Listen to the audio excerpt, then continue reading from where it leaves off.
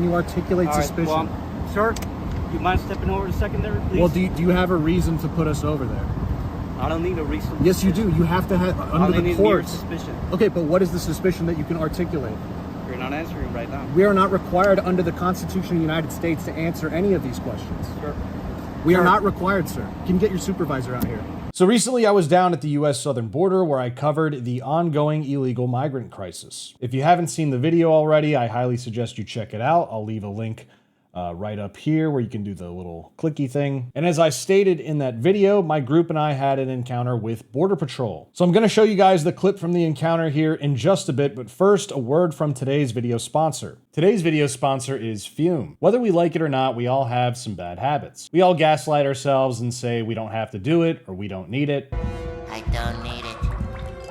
I don't need it. But at the end of the day, actions speak louder than words. But not all habits have to be bad. Some of them can be good, but some of them can also just be a habit. That's where Fume comes in. You see, Fume doesn't have any electronics. Instead of harmful addictive chemicals and additives, Fume produces flavored air. You can see taking it apart that it actually has these flavored cores in there. You can adjust the airflow on the back of it as such. And then much like former presidents, you do indeed inhale. And it's actually quite pleasant. Not to mention it also just kind of feels nice in the hands to kind of fidget with and play with. You can see it's got a little magnet here so it snaps back. Fume has also released new cores, orange vanilla, raspberry lemon, and sparkling grapefruit. And if we're gonna be honest, stopping a bad habit is hard. It's something we all put off. But switching to Fume is easy. So head to tryfume.com/nuancebro and use code nuancebro at checkout for 10% off your order. Again, that's tryfum.com/nuancebro and use code nuancebro at checkout to save 10% off your order today. So if you guys don't follow me on X, formerly known as Twitter, you definitely should, because if you did, you would have already seen the clip I'm about to show you here. But I made the post on X, and as you can see, as of the moment of filming, it has about 2.2 million views. Again, this is views on X. They kind of count more as impressions. But the video itself is said to have about 707,000 unique views and close to 800,000 actual views. And you can see I said in the post, I've always wanted to do this at one of these BS internal immigration inspection checkpoints. Remember, they will pretend to have more authority than they actually have. Notice the other officer tells the other agent, don't argue with him, because he knew we were in the right legally. Notice how I never answered the question and I was free to go on my way. Current Revolt and St. Clair Ashley nervously join me on my fun constitutional flex. So let's take a look at the video.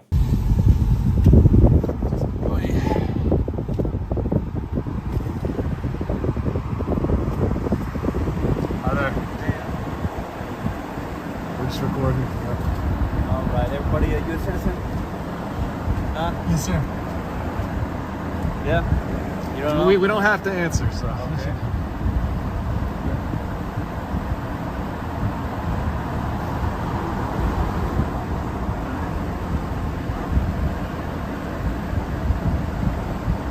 All right, you mind stepping over to secondary? What's the reason? You're not answering anything. We're not required to answer by law. That does not qualify as mere suspicion. Well, I gotta acquire citizenship, so. That's not how this stop works, by the way. I gotta acquire citizenship. You can no, but you Either don't. way. We're not required to okay, provide. That's fine, but I still gotta find out. Okay, but we don't have to go into secondary unless you have mere suspicion. Can you articulate All right, suspicion? well, sir, you mind stepping over to secondary, please? Well, do you have a reason to put us over there? I don't need a reason. Yes, you do. You have to have under the courts. Suspicion. Okay, but what is the suspicion that you can articulate? You're not answering right now. We are not required under the Constitution of the United States to answer any of these questions. Sure. We are not required, sir. You can get your supervisor out here. Sir. Before we go, we'd like to speak to your supervisor. All right, would you mind going to secondary? Because you're listen, blocking traffic right now. You're making us block traffic. You're not articulating the suspicion to us. You're blocking traffic. You're not right articulating the suspicion to us. The suspicion, mere suspicion, is that they're not answering the question. We are not required under law I need to find out their citizenship. No, you don't, because That's it's what I not need to do. required under law in the United States. We're not at the border. Don't argue with them. Huh? Are they going to pull over secondary or not? Okay. So, are you going to If pull you up cannot, secondary? are you doing All it? Are we under That's duress? fine. Are we under duress? You're not under arrest. All right. We're not under duress, so are we free to go? Are we being detained? Yes, you're being detained. Okay, right and now. you're detaining us. Is this a I law? need to know Is their this a lawful order that you're sending us over there? Are you forcing us to go over there? I'm not forcing. You're not forcing us? What? You're all U.S. citizens. I don't have to say Okay. anything. You're good to go. Thank you very much. Have a nice day. There we go.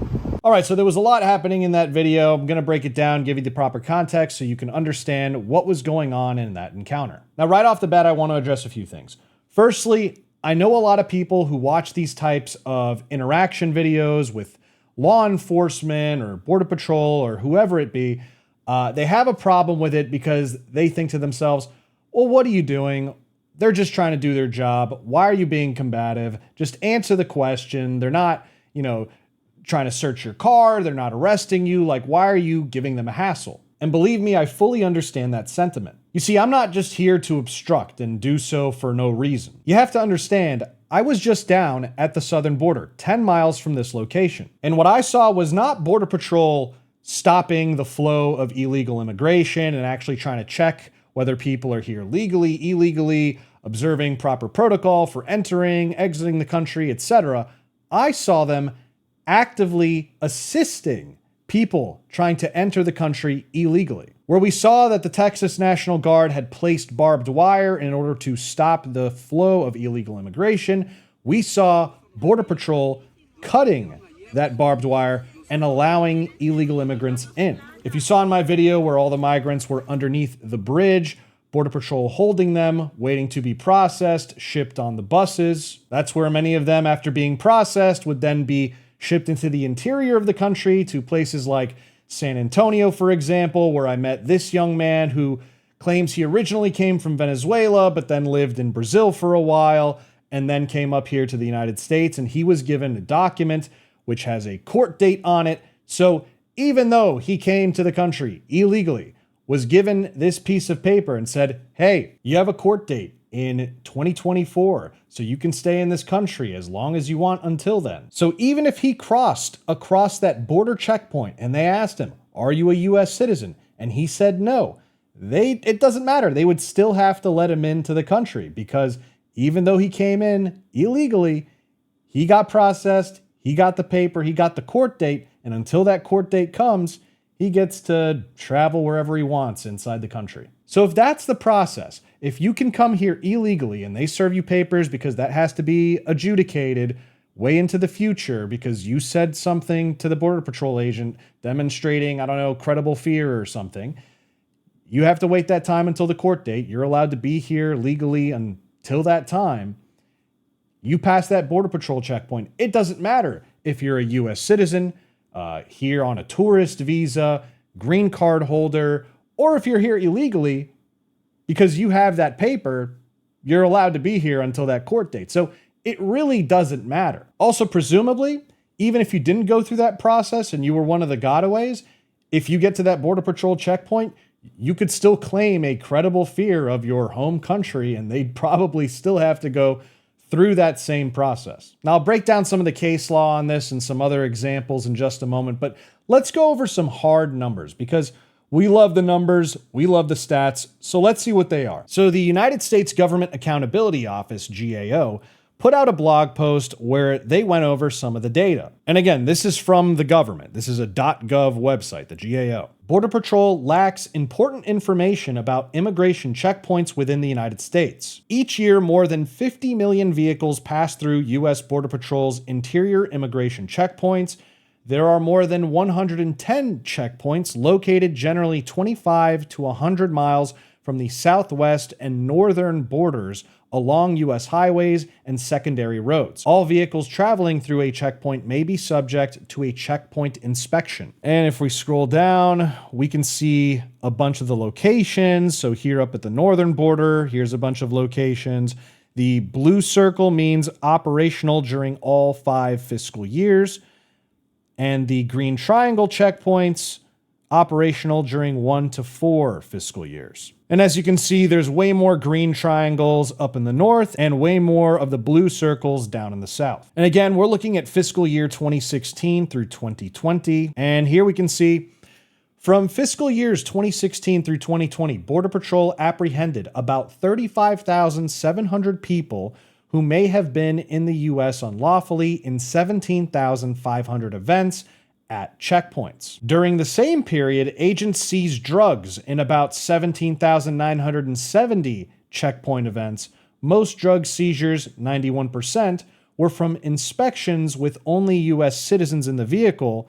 Of these US citizen drug seizures, 75% included marijuana and no other drugs. So that's very interesting about the drug point, because these checkpoints are supposed to primarily be about immigration inspection. It's supposed to be about your immigration status, not about whether you're committing some other type of crime. And if we look at Supreme Court precedent on this, we can see the Supreme Court ruled in City of Indianapolis v. Edmond in the year 2000 that roadblock checkpoints cannot be conducted by police if the primary purpose is to detect evidence of ordinary criminal wrongdoing. So think about that for a moment. So we have 17,500 events where Border Patrol apprehended people who may have been in the US unlawfully. It's not even confirming that they were in the US unlawfully. But during that same period, they had more events at the checkpoint about drug seizures, and over 90%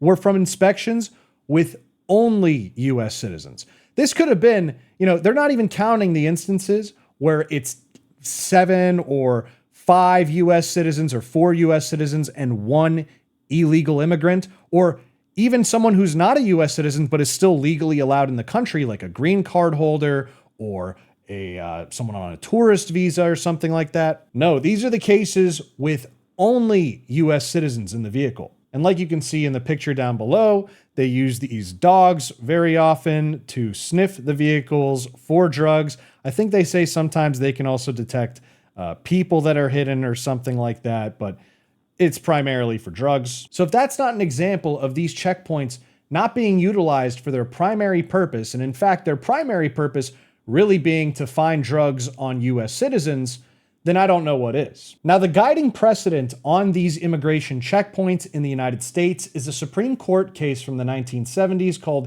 US v. Martinez Fuerte. And let's take a look at that case. So if we look on the supreme.justia.com website, we can see United States v. Martinez Fuerte, 1976. And if we scroll down, here we can see some stats related to the amount of stops and illegal aliens apprehended and all that. So we can see in calendar year 1973, approximately 17,000 illegal aliens were apprehended there. By the way, this is at a single checkpoint. This is the San Clemente checkpoint. They apprehended 17,000 illegal aliens. During an 8-day period in 1974, that included the arrests involved in that checkpoint. Roughly 146,000 vehicles passed through the checkpoint during 124 and 1/6 hours of operation. Of these, 820 vehicles were referred to the secondary inspection area, where Border Patrol agents found 725 deportable aliens in 171 vehicles. In all but 2 cases, the aliens were discovered without a conventional search of the vehicle.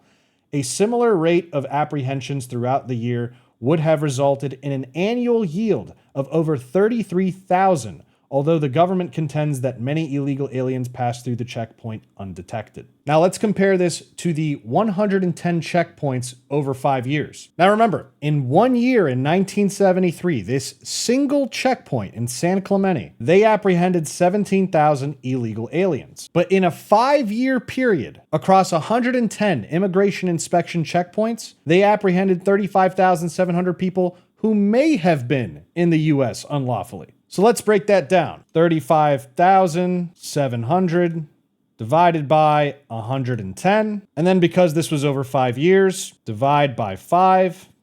We're talking on average 65 people a year at each one of these checkpoints. Divide that by number of days in a year, divide by 365. That's 0.17 illegal immigrants maybe per day at these checkpoints, which means you're getting about a little bit more than 1 a week at 1.24. Now, to be fair, again, some of these checkpoints were not present throughout the entire 5 years, so we'll be generous and cut the number in half. So basically, we just multiply by 2 here, And still you're getting less than 1 per day per checkpoint. You'd have to wait on average 3 days before you get 1 person. And let's compare this to the number of vehicles that pass through, because it says each year, more than 50 million vehicles pass through U.S. Border Patrol interior immigration checkpoints. So if that's 50 million a year, and we have 5 years here where they apprehended 35,700 people. All right, so we take 50 million times 5. That's 250 million. And again, this is number of vehicles, so we're gonna measure it against these events here because that's basically per vehicle. So 17,500 divided by 250 million. Multiply that by 100 to get a percentage. And we have the chance of a vehicle being involved in maybe a person who's apprehended, who's maybe unlawfully here. That is 0.007%. So that's the percentage chance of a vehicle that they catch someone maybe who is in the country unlawfully. Now, if we compare that to what they were doing in 1973, the time Martinez v. Fuerte was based on, here they do number of illegal aliens apprehended. So it's not exactly a fair comparison, but if you just want to take the last number I did and double it, it would basically be an apples to apples comparison. So that's not a problem. We do 17,000 divided by 10 million. Multiply that by 100, and you get 0.17%.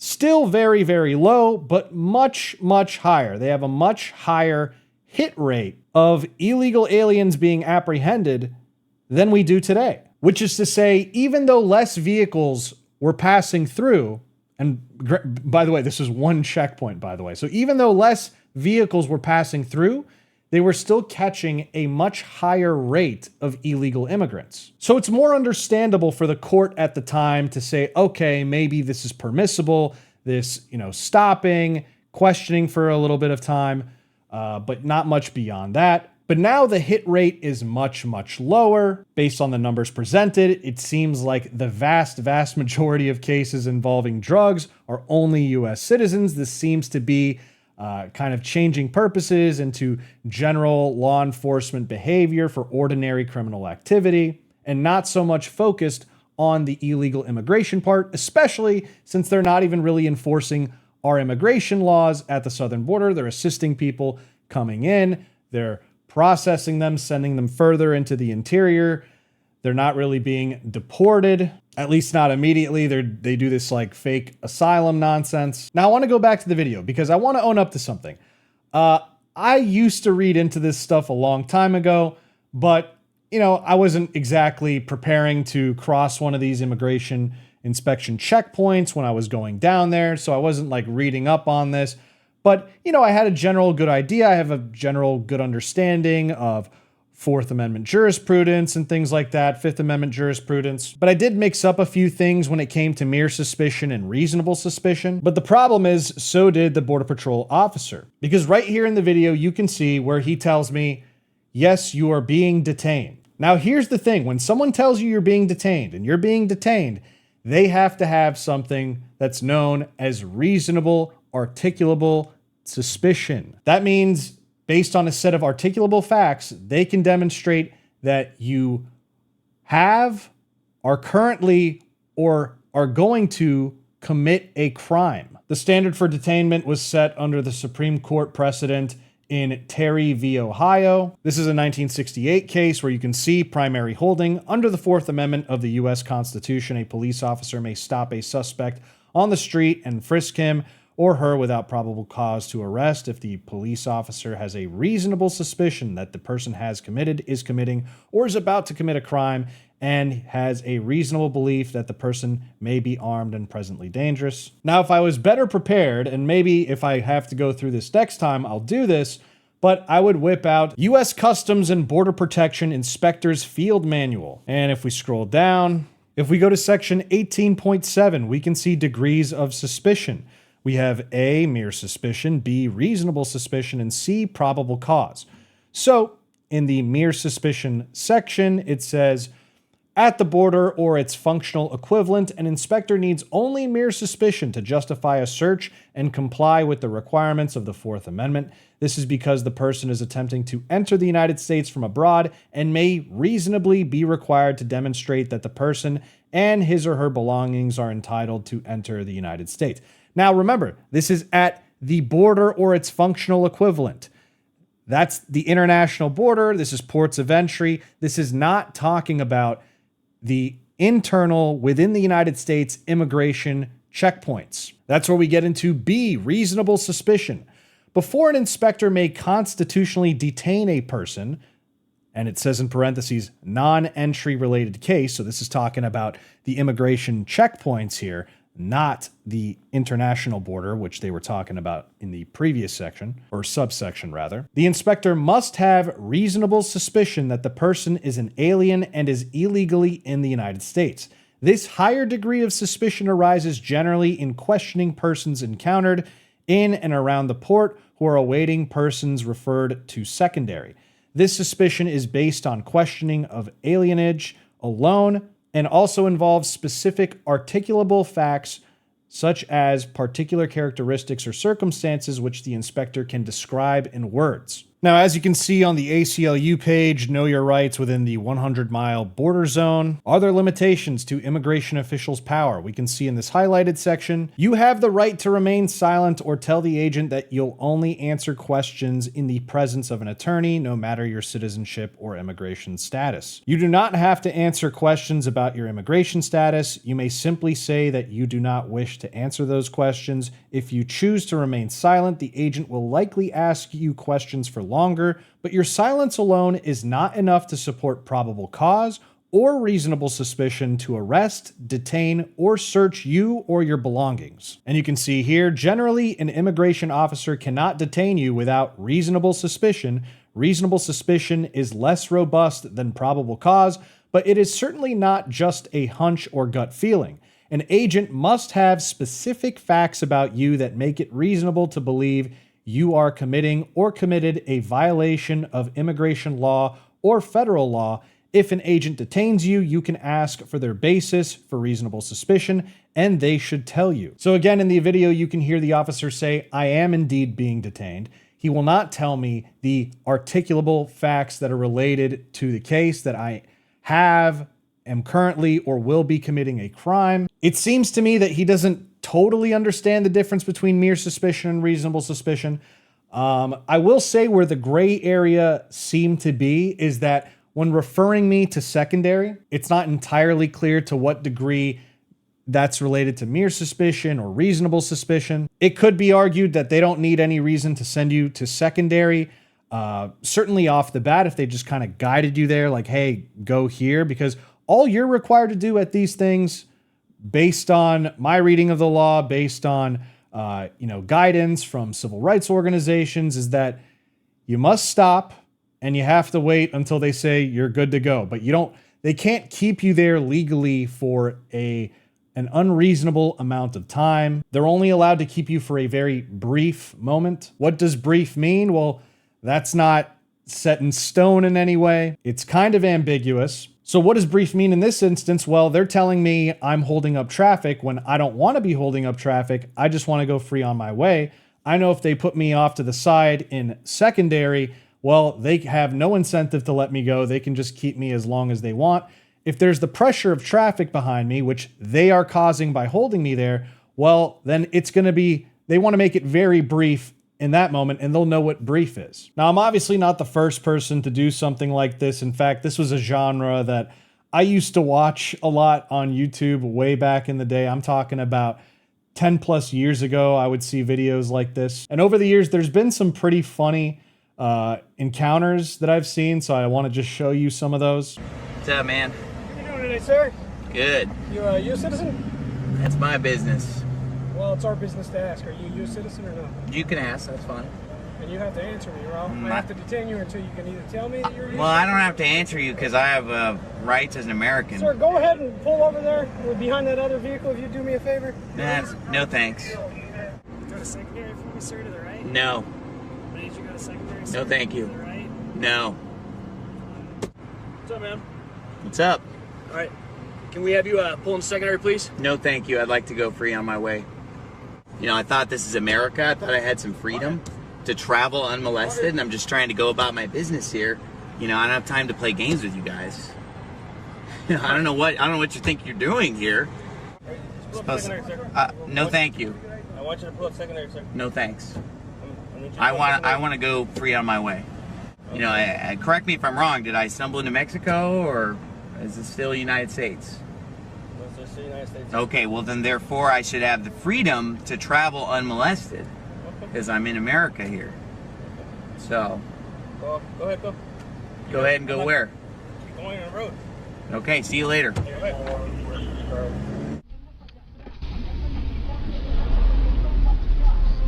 How's it going? Yes, citizen. Yeah, is this your car? Yes, sir. You mind if I take a look in the trunk? I do mind. You do mind? Yes, sir. Can I have you pull into secondary? What's your name? My name's Eric Moorhead. Is there any reason to believe that I broke an immigration law, or why do you want to check into? I was just wondering if you would mind. No, but what's the reason to want to check my trunk? Just your car is dirty. What's up, you an American citizen? Are you a U.S. citizen? Are you an American citizen? Yes, sir. Do you have an ID on you? No, sir. You got an ID? Let me see your ID. What's that? How to make sure you're an American citizen. Are you a U.S. citizen? You got an ID on you? Do you? Where you been today? Go ahead and go, sir. Where you heading to? Go ahead. Where you heading to? Hey, U.S. citizen? hey, actually, a more important question than that. You know, it's asked one time in the Bible. It's what must I do to be saved? And they said, believe on the Lord Jesus Christ, and thou shalt be saved in thy house. So if you got about 10 minutes, I can walk you through that in the Bible and show you how to be saved. I can't right now. You can't. Now's not a good time. No. Oh, okay. All right. Have a good one, sir. Thank you. Yep. See you later. So those are just a few of the funny moments I found in the stops. You know, you saw the one agent saying he's pulling the car over to secondary because, he doesn't know his car is dirty. Like, he just made that up on the spot. I don't know, your car is dirty or something. Now, the first person you saw featured there in multiple clips was Pastor Steven Anderson. Now, he can be quite a controversial figure, as you can see in this clip from USA Today. No homos will ever be allowed on this church as long as I'm the pastor here. Never! Those hateful words are from the mouth of a Tempe pastor preaching that God's word says that killing gay people is the only way to get rid of AIDS by Christmas. When I heard your sermon, it sounded like the rantings of someone who was either a hate monger or a religious zealot, and I'm wondering, which are you? Well, I'm a religious zealot. But his controversial views aside, he would often encounter these immigration inspection checkpoints, and he would film them, he'd put them on YouTube. But one time, things didn't go quite well for him. Let me ask this: are you placing me under arrest? You are under arrest. And what crime? What crime am I being charged with? Hey, these guys are telling me that a canine alerted to your vehicle for the presence. And I've asked repeatedly for that dog to be brought back out because I say that it didn't happen. And they are refusing to get the dog back out because they know that they're not telling the truth. You can do one. Because I wouldn't answer their questions, they came up with that. Or I'm going to take you out of the car.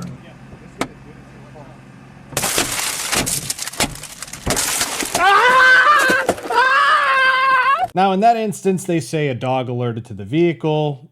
From my understanding, there was no evidence of drugs or anything in the vehicle that was found, but they still charged Pastor Anderson and they took him to court. And as you can see here from the law firm that represented him, this is the Pastor Anderson taser case. And you can see here, at his arraignment in April of 2009, Anderson pleaded not guilty to 2 misdemeanor counts of resisting a lawful order. On December 16th, 2009, Mr. Anderson was in Yuma, Arizona Justice Court attending a pretrial hearing regarding those charges with his attorney, Mark Victor. By the end of the day, his attorney, Mr. Victor, was successful in having the charges dismissed with prejudice, which means he cannot be recharged. Now, my understanding is that there was a civil suit with respect to Mr. Anderson against the Border Patrol, or DPS or something like that. I can't find a lot of information about that, whether it was settled or not. But we do have another case. This involves a man by the name of Terry Bressi or Bressi. He asked why he was stopped and he refused to show identification. He was eventually told to turn off his vehicle, remove the ignition key, and place his keys in the car in a visible area. He complied. Then, according to Bressi, the officers opened my door, undid my seatbelt, grabbed me around my armpits, pulled me out of the vehicle, laid me down on the ground, handcuffed my hands behind my back, and dragged me off to the side of the road. He was then forced to lie on the side of the road in the dirt for more than half an hour. Then one of the officers apparently told him that if he signed a citation, he could go free. If not, well, then it was off to jail. He signed and was charged with 2 misdemeanors: failure to follow orders of a traffic control officer and failure to show a driver's license upon request. The court dismissed charges against Bressi without prejudice based on a technicality. Now, of course, they decided to refile the charges against Bressi, but they were dismissed this time with prejudice. And again, this seems to be due to a technicality. And he filed a civil rights lawsuit, but before the case made it to trial, Bressi was offered a settlement of $210,000, and in June 2012, he took the money. So it seems a lot of these cases that are filed against Border Patrol and the agencies that work with them tend to be fairly successful. The charges get dropped, or there's settlements that are made, and they don't want to really fight the cases that would overturn the decades-long precedent that they believe allows them to do what they do. They're clearly operating in a very gray area of law enforcement, and they're trying to do their best to expand the scope of these stops without running afoul of the precedent that the courts have set. Now, I want to mention also, you see at the end of the video where the agent eventually lets us go. This is kind of maybe sort of in response to the woman behind me saying, "Oh, we're all US citizens." I just want to make note that when he asked the question initially, he said, "Are you all US citizens?" And he was already given the answer of yes by people in the vehicle. But at that point, he didn't let us go. He wanted to get a yes from every individual person in that vehicle. So when the person behind me said, "We're all US citizens," that's effectively the same answer as he got before when a yes was answered to the question of, "Are you all US citizens?"